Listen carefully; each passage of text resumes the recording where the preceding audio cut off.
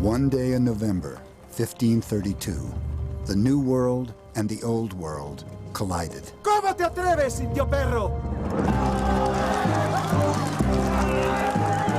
168 Spaniards attacked the imperial army of the Incas in the highlands of Peru. Before the day was out, they had massacred 7,000 people and taken control of the Inca Emperor. Not a single Spanish life was lost in the process. Why was the balance of power so uneven between Old World and New? And why, in the centuries that followed, were Europeans the ones who conquered so much of the globe? These are questions that fascinate Professor Jared Diamond.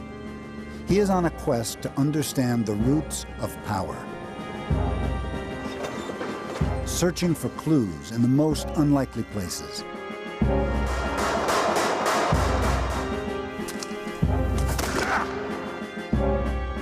He's developed a highly original theory that what separates the winners from the losers is the land itself, geography. It was the shape of the continents, their crops and animals, that allowed some cultures to flourish, while others were left behind.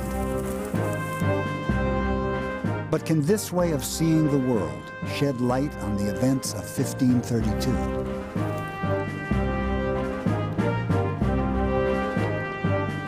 How can geography explain the conquest of the world by guns, germs, and steel?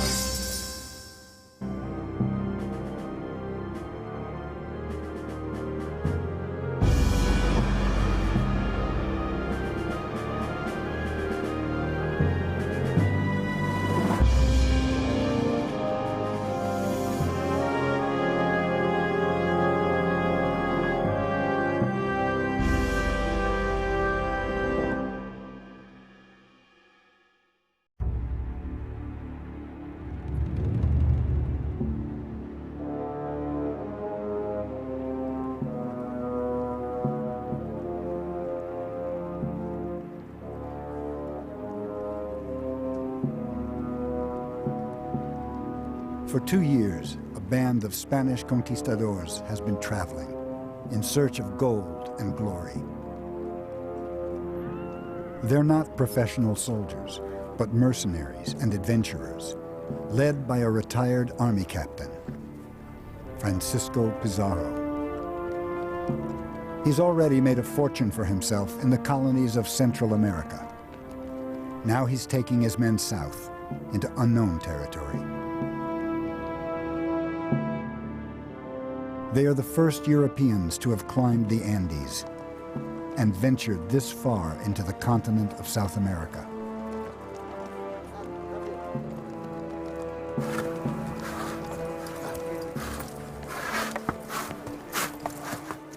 As they travel, they find evidence of a large native civilization.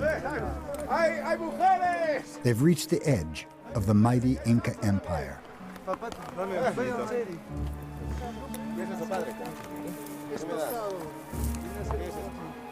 For Indians and Spaniards alike, any encounter is a clash of cultures.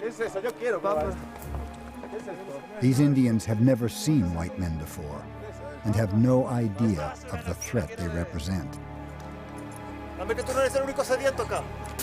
They can't imagine that within a few days, these strangers will turn their world upside down.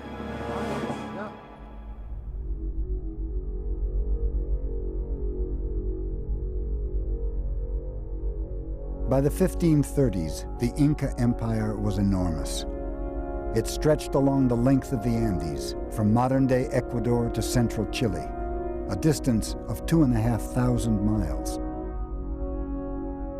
But just 500 miles to the north began the colonies of Central America and the Caribbean, prized possessions of the Spanish Empire.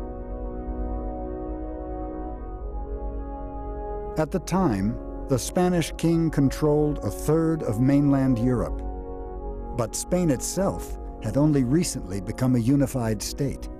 having fought off 700 years of occupation by Islamic Moors.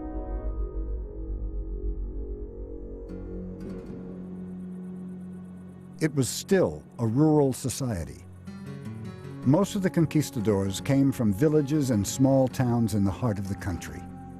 Towns like Trujillo, where Pizarro grew up. He spent much of his childhood here, working as a swineherd in the fields nearby. Today he's remembered as a great warrior. His statue dominates the main square in Trujillo. And his family home has been turned into a museum.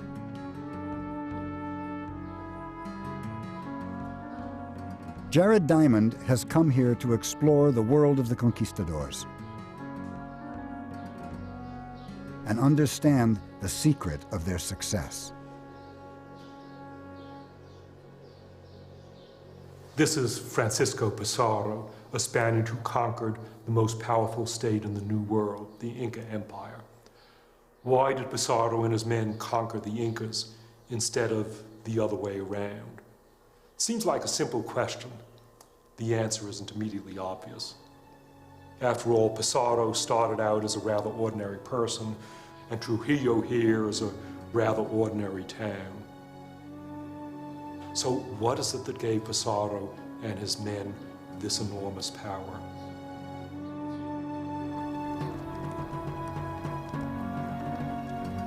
Why am I so interested in Pizarro's conquistadors? Because their story is such a grimly successful example of European conquest. And for 30 years, I've been exploring patterns of conquest.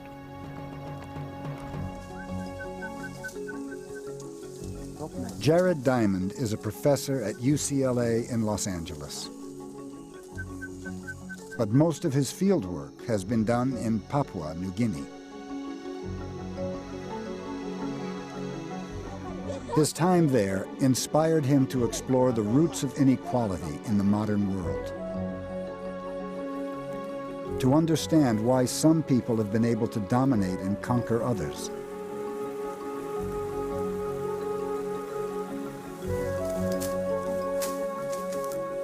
Looking back thousands of years, he argues that farming gave some cultures an enormous head start. And those who were lucky enough to have the most productive crops and animals became the most productive farmers. Agriculture first developed in a part of the Middle East known as the Fertile Crescent. Over time, crops and animals from the Fertile Crescent spread into North Africa and Europe, where they triggered an explosion of civilization.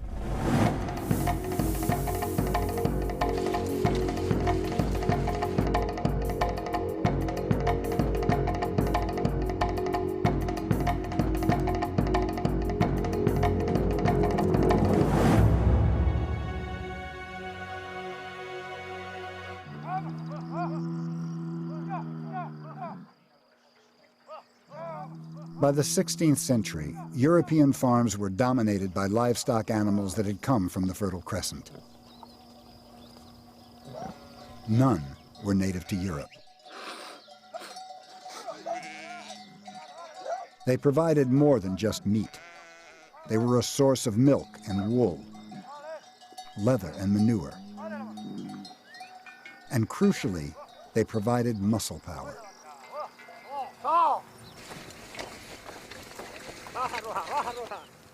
Harnessed to a plow, a horse or an ox could transform the productivity of farmland.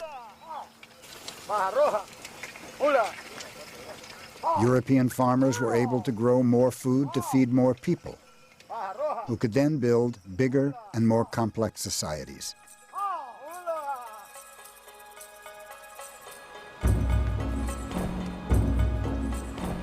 In the New World, there were no horses or cattle for farming.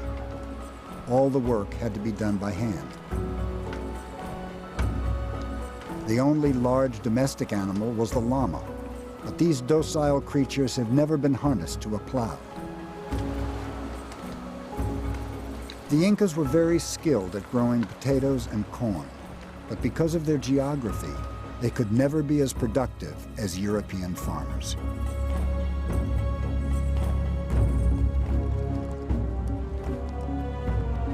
Horses gave Europeans another massive advantage.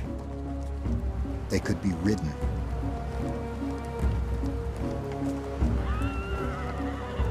To the Incas, the sight of Pizarro's conquistadors passing through their land is extraordinary. They've never seen people carried by their animals before. Some think they are gods, these strange-looking men, part human, part beast.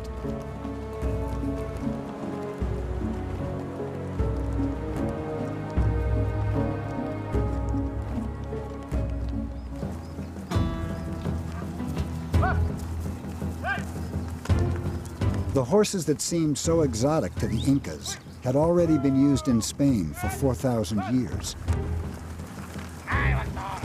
In an age before motorized transport, they allowed people to be mobile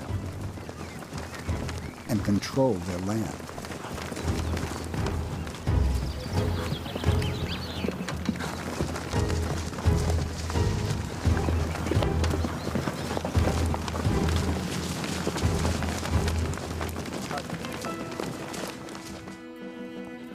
Cambiar a la otra mano, haciendo una pirueta. When Javier Martin is not herding cattle, he gives displays of traditional Spanish horsemanship. Para que se arranquen ahí. Para que se vea. This style of riding is known as jineta. The emphasis is on control and maneuverability, using bent knees to grip the sides of the horse and only one hand on the reins. Para dejarlo a él más dentro. Very different from the more formal style of medieval knights. Ahora le voy a parar al lado de él. By the 16th century, the jineta way of riding had become the dominant style of the Spanish cavalry. This is how the conquistadors would have ridden their horses. Lo del acoso. Oh. It's an amazing display of a big animal being controlled by a person, precise control, stopping and starting and turning. Javier told me that he has been riding since he was 5 years old, and when I watched this, I have a better understanding of where the conquistadors were coming from. They were masters of these techniques, and they learned these techniques for working with bulls, but the techniques were also good in a military context as well, and I can see that this control would let you ride down people in the open. People who had never seen horses before would have been absolutely terrified watching this. It would be strange and frightening, and that's even before one of these animals is rushing towards you, riding you down, about to lance you and kill you. News of the godlike strangers on their four-legged animals is taken by royal messenger to the emperor of the Incas, who's camped in the valley of Cajamarca in northern Peru, guarded by an army of 80,000 men.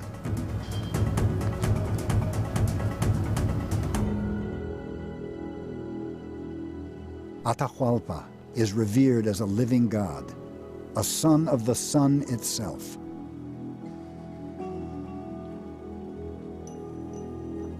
He's in Cajamarca on a religious retreat, giving thanks for a series of recent military triumphs.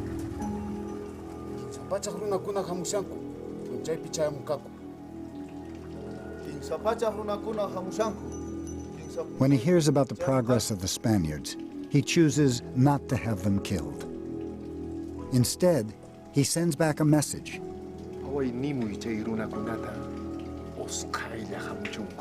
He invites them to join him in Cajamarca as quickly as possible.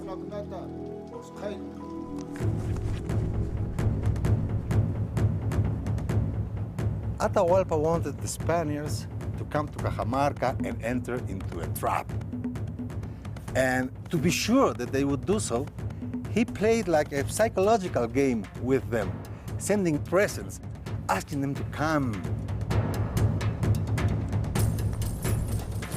Atahualpa knew that the Spaniards were not gods. The intelligence reports speak of people wearing wool on their faces, like a llama, like an alpaca, that is like an animal. Then they went from one place to the other wearing on top of their heads a little pot that has never been used for cooking. You need to be crazy to walk with a pot, but you must be beyond salvation if you arrive to a camp and you don't use that pot to cook. Atahualpa had an idea that these were subhumans. What could a few horsemen and 100 and so Spaniards do to the powerful Inca? Virtually nothing. But Atahualpa's spies don't realize that the Spanish are armed with some of the best weapons in the world.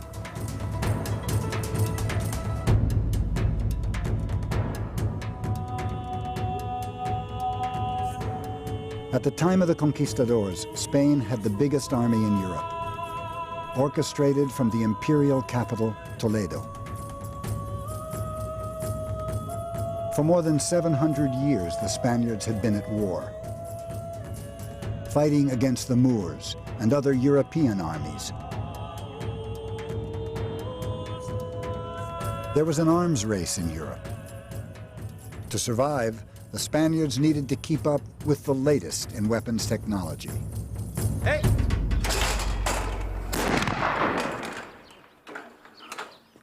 By the 1530s, the harquebus was an important part of the Spanish arsenal.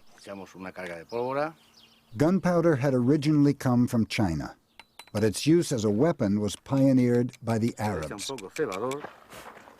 In European hands, guns became lighter and more portable, and were used for the first time by foot soldiers on the battlefield.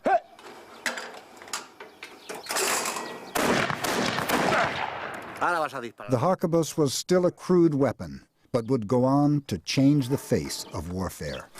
To us, moderns, this gun doesn't seem useful for anything. It's like a joke. Its aim is terrible. It takes a long time to reload, and while the shooter's reloading, and a swordsman would come in and kill him. But the Incas hadn't even gotten this far, and even this gun, with its sound and with the smell and with the smoke and with every now and then a person that it manages to kill, would have been terrifying to someone who had never seen this before. This would have been shock and awe, 1532 style.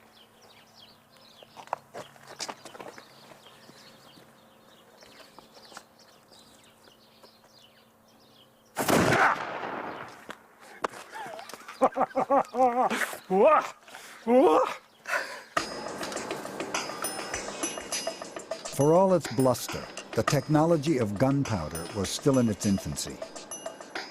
The real power of the conquistadors lay elsewhere, with the production of steel.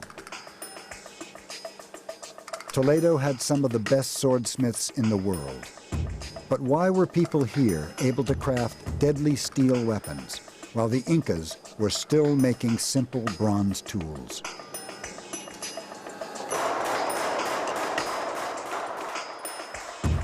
There was nothing innately brilliant about Europeans themselves that allowed them to be the ones to make high-quality swords.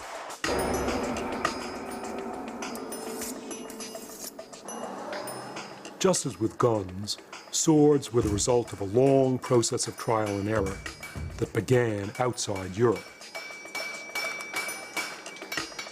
People started working with metal in the Fertile Crescent 7,000 years ago. And because Europe was geographically close to the Fertile Crescent, Europeans inherited this metal technology.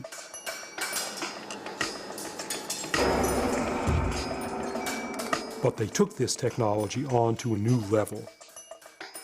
European soldiers demanded stronger, longer, sharper swords. This is what a Toledo sword looks like when it's finished. This particular one is modeled on the sword that Pizarro carried. It's a fearsome weapon. It's used for stabbing, and it's also used for slashing, and I can easily understand how the person wielding the sword could kill dozens of people within a short time. Swords like this, rapiers, represented a high point in a very sophisticated metalworking technology. If you think about what the qualities are that are needed in a sword, first of all, it has to be hard enough, the metal has to be hard enough to take a sharp edge. And that requires steel. That is iron infused with carbon. And the more carbon you put into the iron, then the harder the metal is. But if you make it too hard, then it's brittle. And that's no good because as you hit somebody, your sword would break. And so you also need your sword to have a certain pliability, an ability to bend and spring back into shape. And it's got, by heating it to certain temperatures, plunging it into cold water, immense amount of experimentation. It took centuries to get to the level of sophistication where you could get something so long and elegant and fine and deadly as the rapier.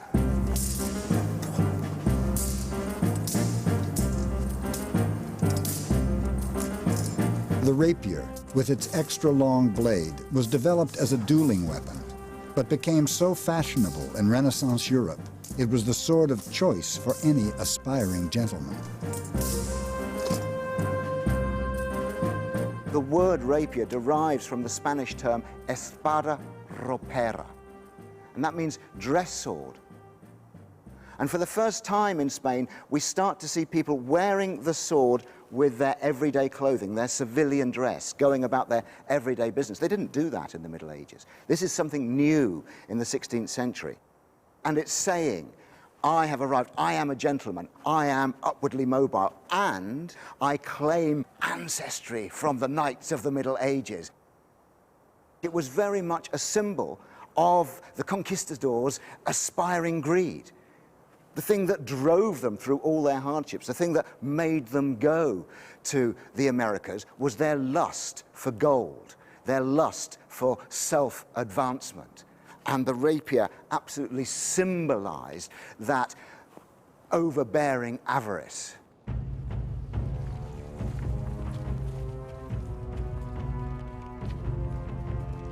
On November 15th, 1532, Pizarro's band of adventurers enters the valley of Cajamarca.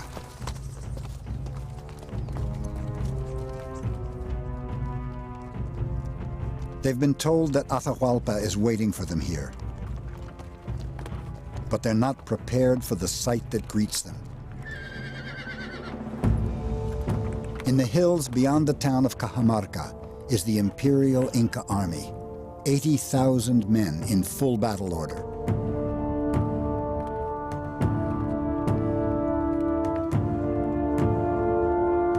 The conquistadors' own journals bear witness to their first impressions. Their camp looked like a very beautiful city. We'd seen nothing like it in the Indies until then, and it scared us, because we were so few and so deep in this land.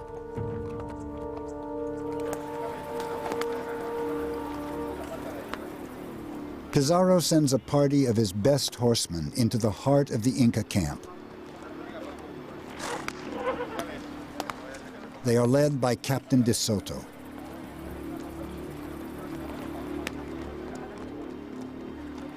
They are gambling that Atahualpa will allow them to pass through the camp unharmed, and agree to meet them. Soto's visit had a very important psychological purpose: to intimidate the Inca in front of his people, challenging him with the horse.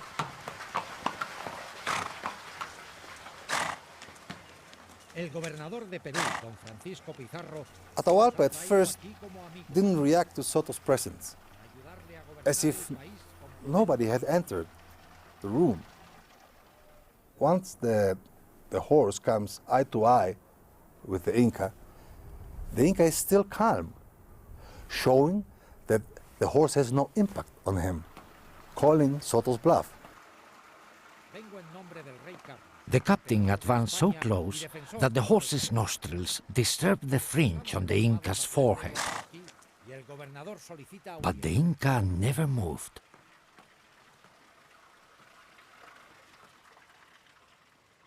And then, after a brief silence, comes Atahualpa's explosion.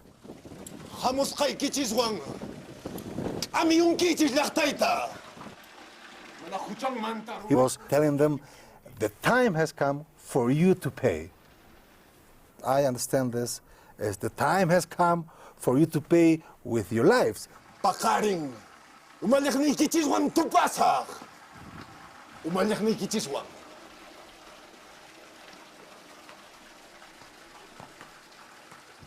Soto, I understand, was nervous enough to come back with fear to the camp. And as we know, the Spaniards spent the night before in extreme fear.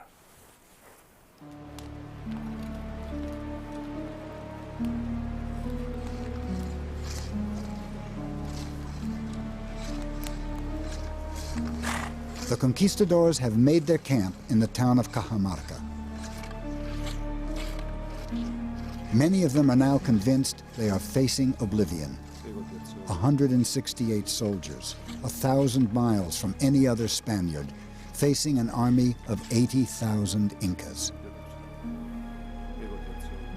Few of us slept that night.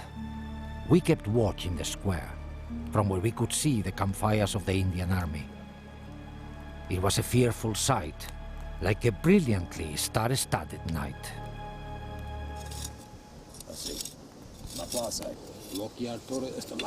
Pizarro and his most trusted officers debate their options for how to deal with Atahualpa.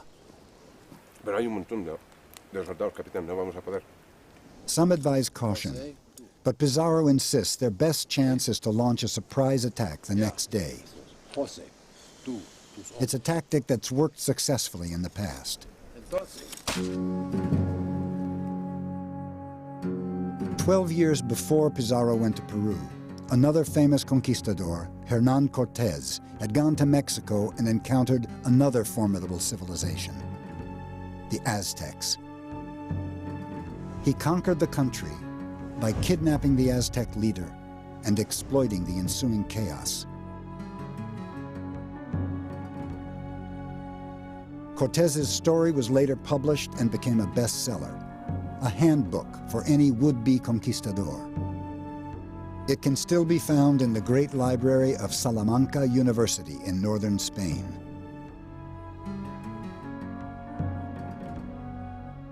This wonderful library here can be thought of, among other things, as a repository of dirty tricks, because in these books are the accounts of what generals had been doing to other generals for thousands of years in the past and across much of Eurasia. And here from this library we have a famous account of the conquest of Mexico with all the details of what Cortés did to the Aztecs and what worked. That was a model for Pizarro to give him ideas what exactly to try out on the Incas, whereas the Incas, without writing, had only local knowledge transmitted by oral memory, and they were unsophisticated and naive compared to the Spaniards because of writing. But if books were so useful, why couldn't the Incas read or write?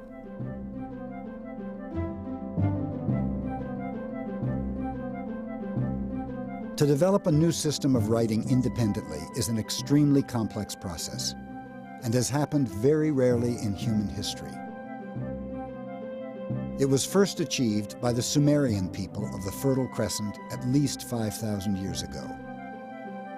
They pioneered an elaborate system of symbols called cuneiform, possibly as a way of recording farming transactions.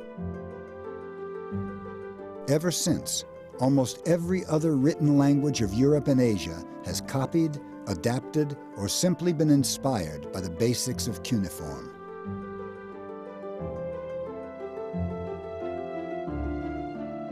The spread of writing was helped enormously by the invention of paper, ink, and movable type.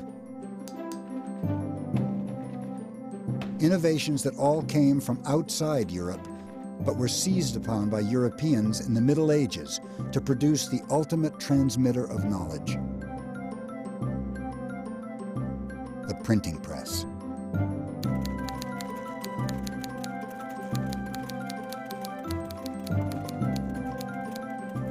The written word could now spread quickly and accurately across Europe and Asia. The modern world would be impossible without the development of writing.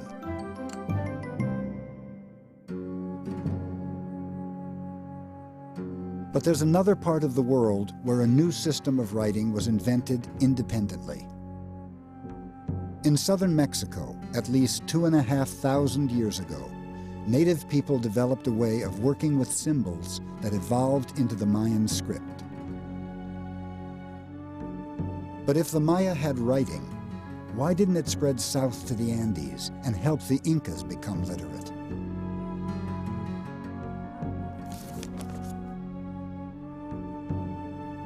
For Diamond, the answer lies in the shape of the continents. Here are Europe and Asia forming the continent of Eurasia, a giant continent, but it's stretched out from east to west and narrow from north to south. The American continent is long from north to south, narrow from east to west, very narrow at Panama, where it narrows down to less than 100 miles. The two continents are of the same lengths, about 8,000 miles in maximum dimensions, but Eurasia is 8,000 miles from east to west, and the Americas are 8,000 miles from north to south. It's as if these continents were rotated 90 degrees of each other. Diamond has already shown that crops and animals could spread easily east and west across Eurasia. Because places at the same latitude automatically share the same day length and a similar climate and vegetation. But the American continents were the opposite of Eurasia. A journey from one end of the Americas to the other is a journey from north to south. A journey through different day lengths, different climate zones, and dramatically different vegetation.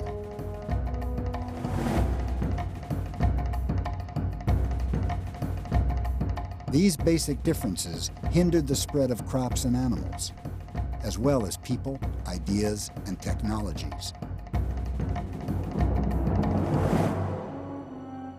The people of the Andes were chronically isolated, without access to writing or almost any other innovation from elsewhere in the Americas. By contrast, Pizarro and his men were geographically blessed. As Spaniards, they enjoyed the benefit of technologies and ideas that had spread easily across Eurasia.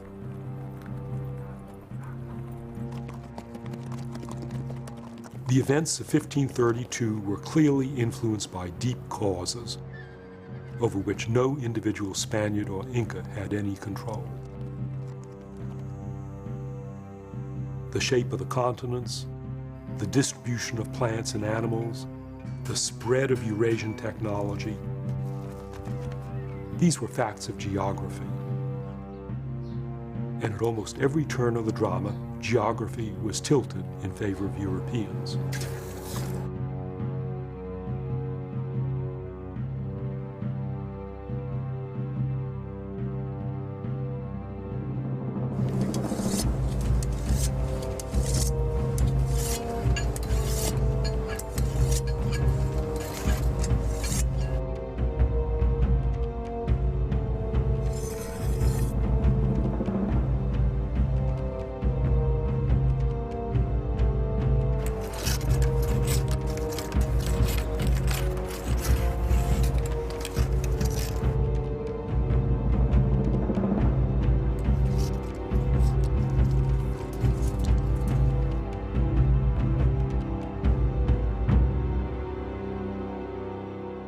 It's the morning of November 16th, 1532.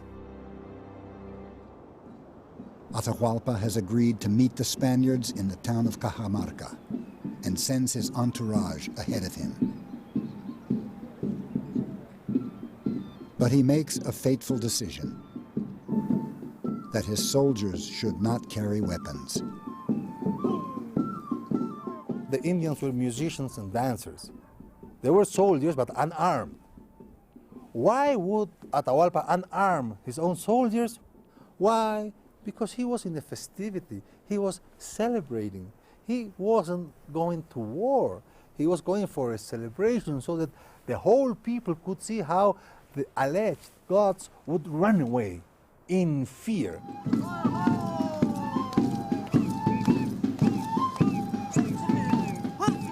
The fact that some people believed that the Spaniards were gods would play better in the hands of Atahualpa's purpose. If I know they are not gods and I defeat the gods, then of course everybody will be with me. But what if I defeat the gods with no show of force at all? Then I am beyond the gods.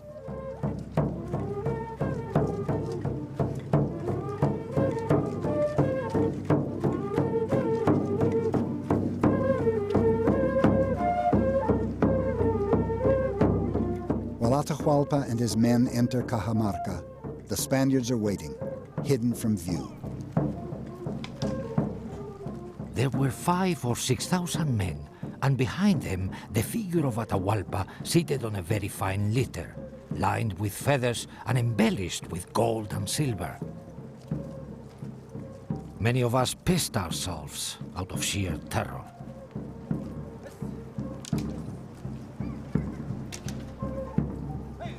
The square is filled with Atahualpa's people, but there's not one Spaniard outside.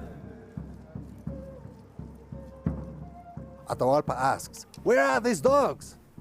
One of his right hands answers, "They have run away because they are afraid of the magnificent Inca." Of course, the whole crowd listened to this and believed that this was the case. Me presento ante vosotros en nombre de la cristiandad Pizarro sends out his priest to confront Atahualpa. para enseñaros el camino de la verdad. The conquistadors are obliged to try and convert native people before any resort to violence. Pinkanki sunkasapa. Nokakakani intech churingmi. Nokankani intiteitach churing. Manang imaparruanay kichu kay peja. Mi poder procede de mi Señor. Sus palabras están escritas en este libro.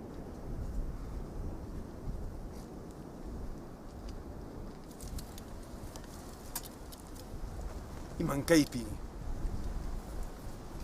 Atahualpa has never seen a book before. He doesn't know what to do with it.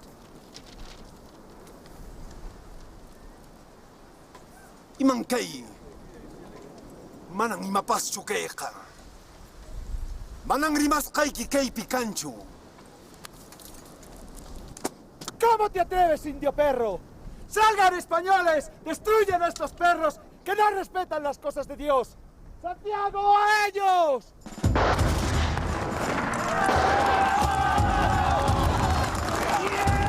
At that moment, with the crowd absolutely unprepared, the horses come.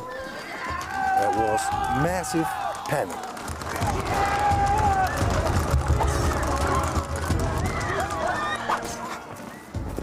Just imagine the scene in Cajamarca. The Incas hadn't seen horses before, and these aren't ordinary horses, these are Spanish horses. Fierce, big, fighting horses. They could get in amongst men, they would trample men, and they made the most excellent platform.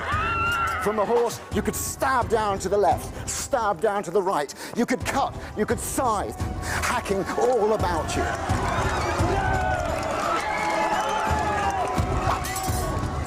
If only the Incas had known that what you had to do against cavalry was stand firm, then they'd have been all right. They had superior numbers, but they didn't know that. They fled, they broke ranks, and then the horsemen could get in amongst them, and they cut them down.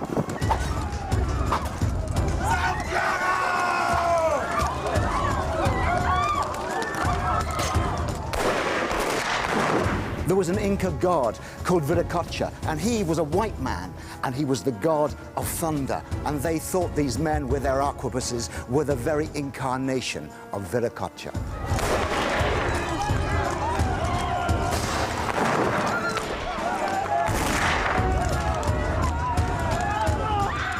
The Inca force was in his litter, helped by his carriers. As soon as they were able to do it, the Spaniards went after the litter, and they started killing the carriers. One carrier would fall, and another one would replace him.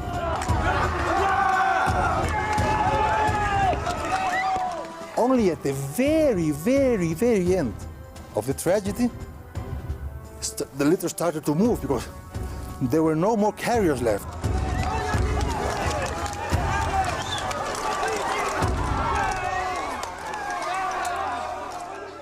As the litter falls, Pizarro himself captures Atahualpa. His plan has worked to perfection.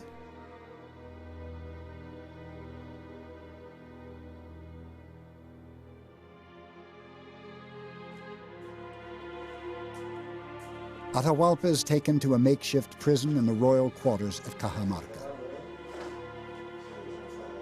He thought we were going to kill him, but we told him no. Christians only kill in the heat of the battle.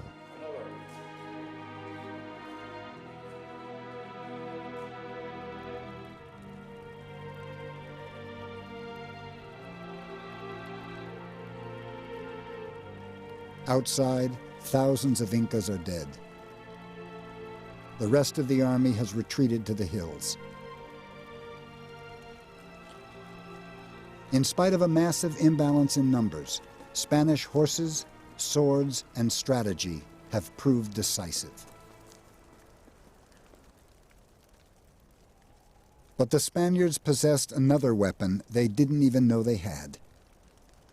A weapon of mass destruction that had marched invisibly ahead of them.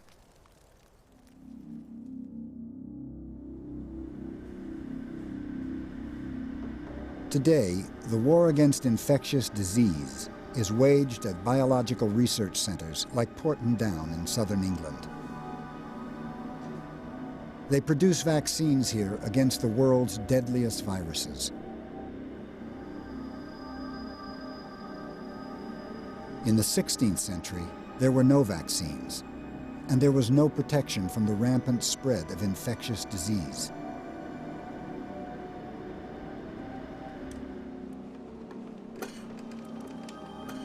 "12 years before Pizarro arrived at Cajamarca, a Spanish ship sailed to Mexico.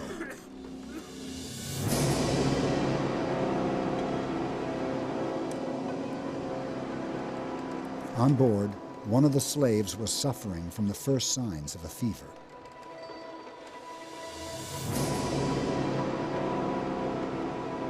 He was the first person to bring a deadly disease to the American mainland. The disease was smallpox.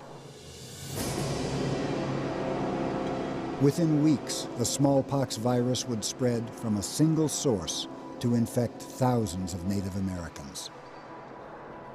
Smallpox gets into the body when you breathe in the particles, and they attach themselves to the back of your throat and the inside of your lungs. About 2 to 3 days into the illness, then the classic rash appears. And in its worst forms, this takes over the whole of the body with initially pimples and then enormous blisters until the whole of the skin, starting with the hands and the face and then spreading down to cover the rest of the body, is taken over by the smallpox blisters. From that time on, the patient is highly infectious. Because each of those blisters is packed full of smallpox particles, then if you burst the blister, the fluid will come out and large numbers of viruses will be spilled onto whatever it touches.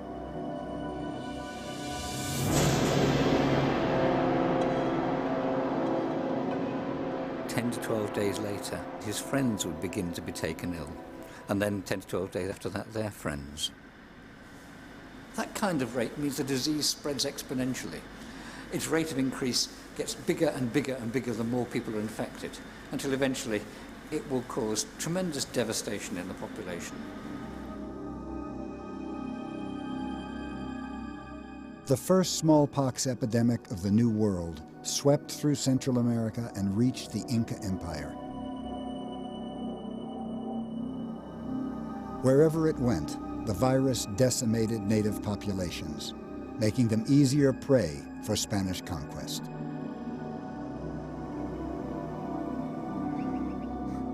But why were the germs so one-sided? Why did the Spaniards pass their diseases onto the Incas and not the other way around? This is Pizarro's secret weapon.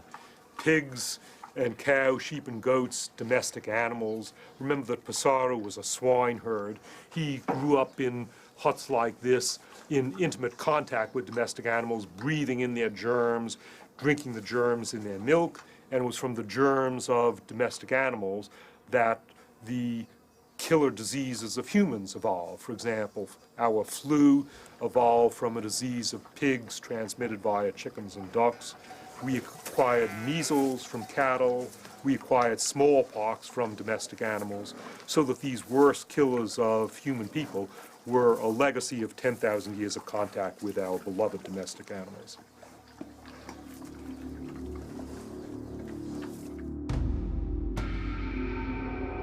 During the Middle Ages, infectious diseases swept through Europe and claimed millions of lives. But paradoxically, repeated epidemics made Europeans more resilient. In each outbreak, there were always some people who were genetically better able to fight off the virus. These people were more likely to survive and have children. In the process, they'd pass on their genetic resistance. Over centuries, whole populations acquired some degree of protection against the spread of diseases like smallpox, a protection the Incas never had.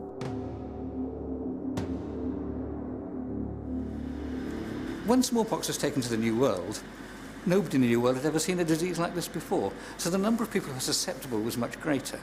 There was no natural immunity, and so therefore the number of people who could both contract the disease and then spread it, and the number of people to receive it once it had been spread, was much higher. More people would die, and more people would be susceptible to catch it in the first place. It would spread rapidly throughout the population, and the death toll would be enormous.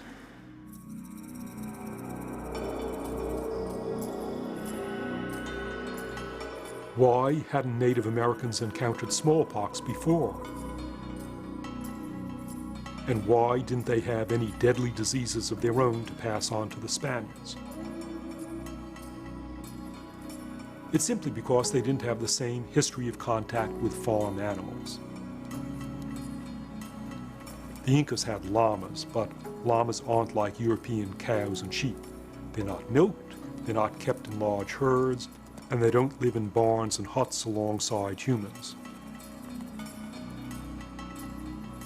There was no significant exchange of germs between llamas and people. The key to Diamond's argument is the distribution of farm animals around the world. Aside from the llama, all the large farm animals were native to Eurasia and North Africa. None was ever domesticated in North America, Sub-Saharan Africa, or Australia. As a result, the worst epidemic diseases were also native to Eurasia and North Africa, and were then spread around the world with deadly effect.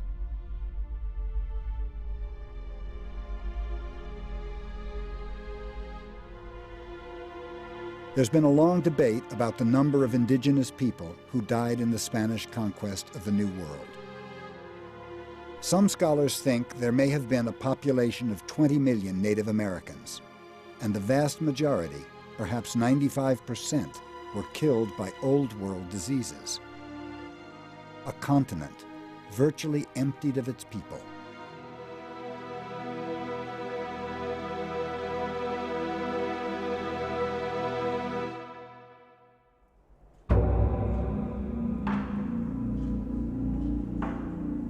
After the initial shock of his capture, Atahualpa became a cooperative prisoner.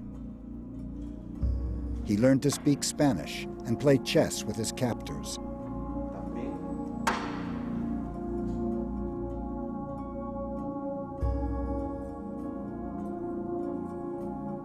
The Spaniards realized he was more useful to them alive than dead. He was allowed to reestablish his court and prison, as long as he ordered his people to accept Spanish rule.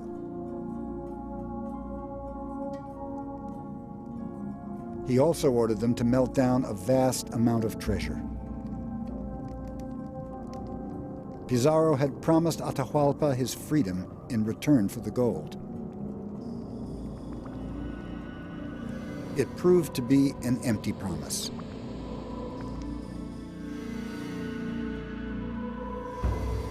Having handed over 20 tons of gold and silver, Atahualpa was no longer useful to his captors.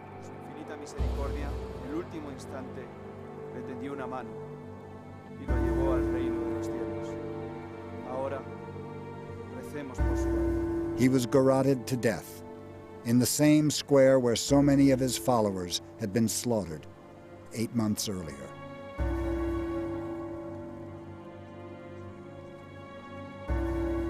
With Atahualpa dead, the conquistadors went on to colonize the rest of Peru, relying on the power of their guns, germs, and steel.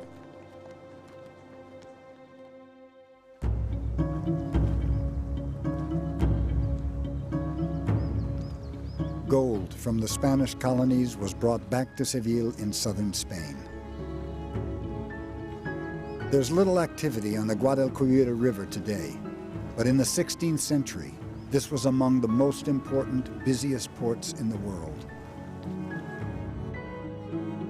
The steady flow of ships carrying treasure from the Americas helped Spain become one of the richest nations on earth. The conquistadors had changed forever the relationship between Old World and New. I came to Spain to answer a question. Why did Pizarro and his men conquer the Incas instead of the other way around? There's a whole mythology that conquest and the European expansion in general resulted from Europeans themselves being especially brave or bold or inventive or smart. But the answers turn out to have nothing to do with any personal qualities of Europeans. Yeah, Pizarro and his men were brave, but there were plenty of brave Incas. Instead, Europeans were accidental conquerors. By virtue of their geographic location in history, they were the first people to acquire guns, germs, and steel.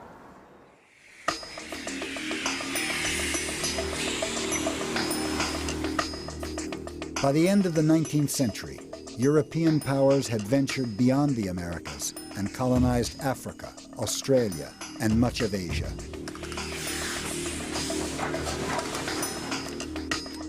The process that began at Cajamarca had reached its logical conclusion.